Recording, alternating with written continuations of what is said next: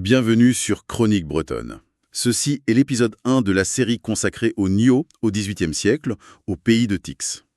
À chaque épisode, une chronique. Un lieu, des gestes, des actes. Et la manière dont une vie ordinaire s'inscrit dans l'histoire. Alors aujourd'hui, on plonge dans des archives, des registres paroissiaux de la fin du XVIIe siècle. L'idée, c'est de suivre les traces d'un homme, un certain Julien Nio, et à travers lui, de voir comment une vie qu'on pourrait croire toute simple, s'ancre en fait dans un lieu, une époque, et raconte bien plus que sa propre histoire. C'est tout à fait ça. Et tout commence par un lieu qui n'est pas anodin du tout. On est à Calzac-Moulin, près de Tix. Calzac-Moulin. Oui, et le mot « moulin », il dit déjà beaucoup. Il évoque l'eau, le grain, le travail. C'est un peu le cœur économique et social de la communauté. On imagine tout de suite le bruit de la roue, l'activité, que c'est un vrai paysage. Et c'est là que naît notre Julien Nio, un matin de juillet 1686. Le registre nous dit qu'il est baptisé le 24. Exactement. Et le premier indice, la première surprise qu'on trouve dans cet acte, c'est que la famille Nio est une famille de laboureurs. Pas de meunier. Non, pas de meunier, et c'est une distinction sociale et économique qui est clé. Ah oui, d'accord. Ils travaillent la terre. Eux, leur vie est rythmée par les saisons, par les gestes agricoles. Le moulin, c'est leur décor, mais ce n'est pas leur outil. C'est une nuance importante. Et dans cet acte de baptême, il y a un autre nom qui apparaît, celui du parrain. Oui, Julien Aulichon. Et ce nom, on sent qu'il a son importance. Ah, le choix d'un parrain, ce n'est jamais un hasard à cette époque. C'est un acte presque stratégique. Ça renforce les réseaux, les solidarités. C'est une sorte de filet de sécurité pour l'enfant, en fait. C'est exactement ça. On tisse des alliances dès le berceau. Alors, si on s'intéresse au père de Julien, René Nio, les archives sont assez discrètes sur lui, non? Très discrète. Ce qui est typique en fait pour les gens de sa condition. Ce silence des documents, ça pourrait laisser penser à une vie de labeur sans grand relief. Mais si on croise les dates avec la grande histoire, là, il se passe quelque chose de fascinant. C'est-à-dire? Il faut se replacer dans le contexte. Entre 1675 et 1690, il y a un événement majeur qui secoue toute la région. La révolte du papier timbré. La fameuse révolte, oui. Et pour punir Rennes, la capitale, le roi Louis XIV exile son parlement à Vannes. Ah oui, c'est un choc énorme pour une ville comme Vannes, j'imagine. C'est un bouleversement complet. D'un seul coup, vous avez des centaines de magistrats, d'officiers, de personnel de justice qui débarquent avec leurs familles, leurs habitudes. Et leurs besoins? Et leurs besoins. Et notamment, le besoin de se déplacer.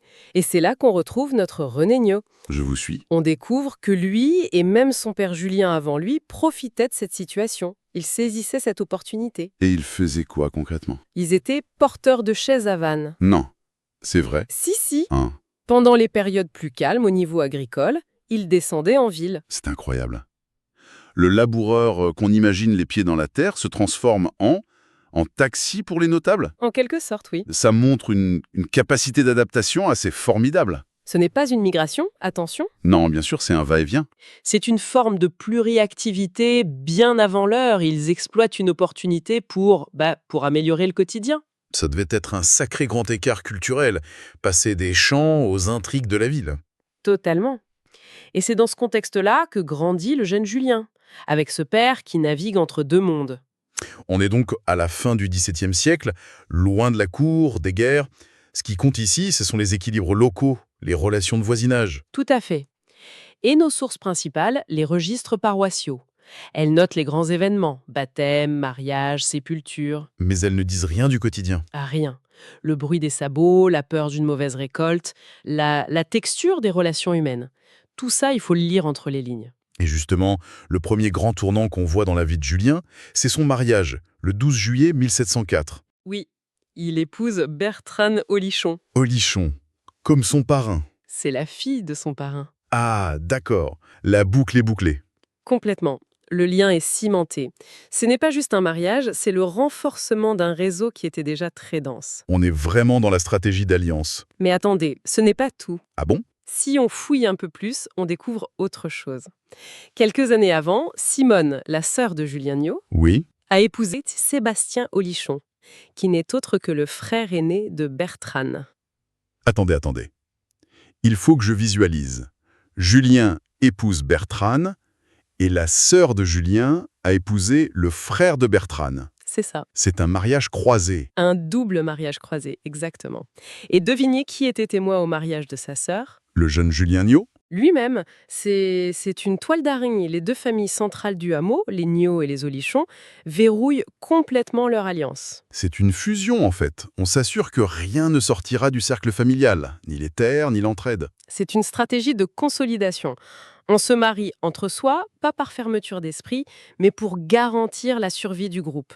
Le voisinage devient une parenté. Et donc, après ce mariage, Julien et Bertrane, ils s'installent où? Est-ce qu'ils tentent leur chance ailleurs? Eh bien non. Et c'est peut-être ça le plus révélateur pour nous aujourd'hui. C'est-à-dire? Ils ne partent pas. Ils s'installent à Calzac-Moulins, là où tout a commencé pour lui. Ils restent au point de départ. On pourrait voir ça comme un manque d'ambition, non? Pour nous, avec notre vision du 21e siècle, oui, peut-être, mais pour eux, c'est l'inverse. C'est l'accomplissement suprême. Il faut nous expliquer. Ça nous amène à un concept fondamental de cette société d'Ancien Régime qui est résumé par un verbe. Tenir. Tenir. Tenir. Pour nous, la réussite, c'est l'ascension. On veut monter. Pour un homme comme Julien Niot, la plus grande des réussites, ce n'est pas de s'élever, c'est de tenir sa place. C'est-à-dire ne pas régresser, conserver ce qu'on a. Précisément. Dans un monde d'une fragilité extrême, où une mauvaise récolte ou une maladie peut tout balayer, le simple fait de maintenir sa position, de ne pas être déclassé, c'est une victoire immense. C'est une toute autre vision du succès. Tenir, c'est être reconnu par ses pairs, pour sa constance, sa présence, son travail. C'est la preuve qu'on est solide. Donc, en s'installant à Calzac-Moulins, Julien ne stagne pas. Il réussit. Il prouve à tout le monde qu'il a su gérer son héritage, qu'il a consolidé les alliances et qu'il est capable, à son tour, d'assurer la continuité. C'est exactement ça. Il ancre sa famille durablement à cet endroit. Il a tenu, et dans cette société, c'est le plus grand des succès. C'est fascinant. On est parti d'un nom sur un registre et on arrive à une redéfinition complète de ce que signifie réussir sa vie à cette époque. Voilà. Et ce n'est que le début de sa vie d'adulte. C'est le socle sur lequel tout le reste va se construire. Il a réussi à s'établir, à s'ancrer. Maintenant, la question va être de durer. Dans le prochain épisode, Chronique 2, s'allier pour tenir. On ne quittera pas Calzac-Moulins, on entrera dans la durée. Près de 20 ans de saison, une maison qui s'agrandit, des naissances qui s'alignent comme des jalons. Et une question simple mais décisive, à partir de quand un foyer ne tient plus pour lui-même, mais pour ceux qui viennent? Car déjà, au cœur de cette stabilité, une relève se dessine. Et, au loin, un nom commence à compter. Trellemay.